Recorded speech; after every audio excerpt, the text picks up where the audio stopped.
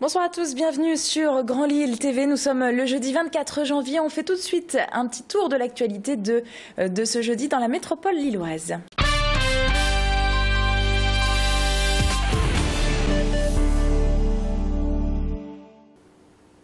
Elle a passé 2603 jours en prison et n'a pas vu le nord de la France depuis 7 ans, sa terre natale. Florence Cassé est libre, elle est de retour en France à Paris. Son avion s'est posé à l'aéroport de Roissy tout à l'heure à 13h40. Son père était à ses côtés. Sur place l'attendait sa mère et son frère, et un accueil diplomatique également avec en tête Laurent Fabius, ministre des Affaires étrangères. Une conférence de presse a été organisée au pavillon d'honneur de l'aéroport. Ses premiers mots ont été les suivants.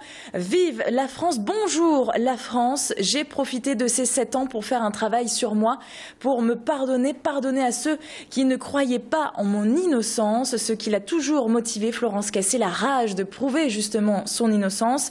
Elle sera reçue demain à l'Élysée à 19h à l'Élysée, donc par François Hollande, demain vendredi. Florence Cassé est avec ses proches, pour l'instant elle reste à Paris.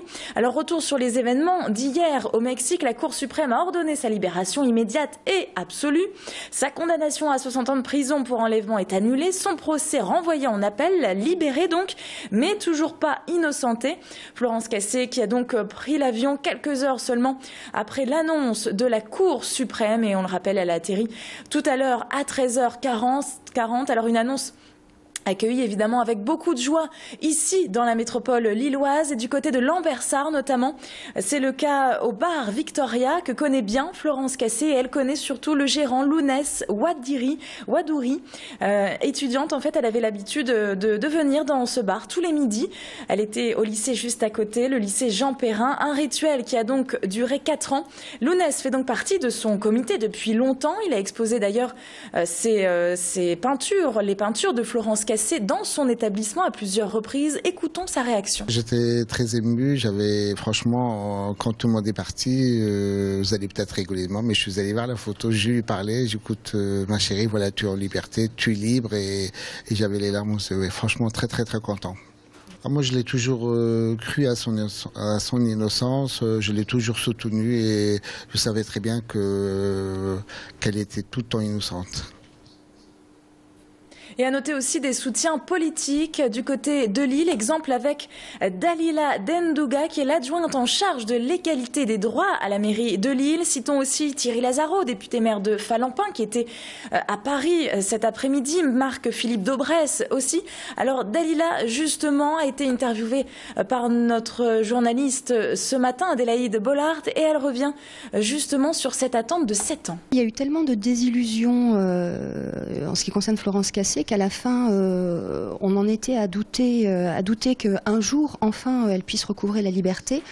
Donc effectivement, l'attente était assez longue, mais c'est vrai que voilà, c'est la reconnaissance de la victoire d'un combat pour ces 7 dernières années, de cette jeune femme qui a eu un immense courage de se battre, qui a désespéré un nombre de fois incalculable, mais qui a toujours cru en la justice, en l'idée même des droits. Et je pense que voilà, au-delà de la victoire de Florence Cassé et de son combat, de celui de ses parents, c'est aussi la victoire du droit et du droit à un procès équitable.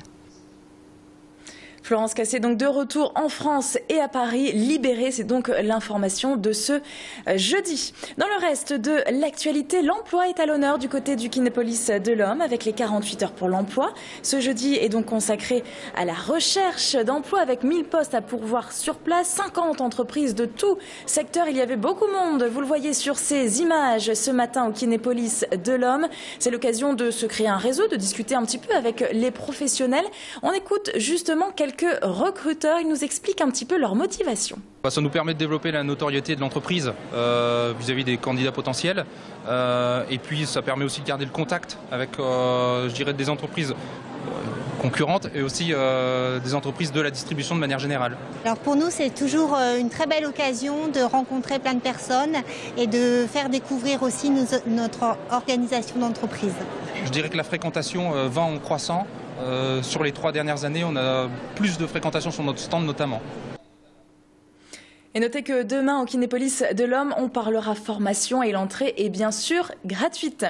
Et puis on termine ce journal avec une idée originale, un concept original des concerts à domicile avec Yellow, que l'on voit sur ces images. Il est musicien, il vous propose des concerts donc privés, que vous soyez 5, 10 ou 30 personnes. Il se produit donc dans votre salon sans aucun branchement, en acoustique, avec sa petite guitare, en toute intimité, pendant 3 quarts d'heure, 1 heure. Ce concept s'appelle donc Yellow in the House, le nom de ce musicien qui chante surtout de la musique folk, et donc Yellow, et il est à Lille cette semaine.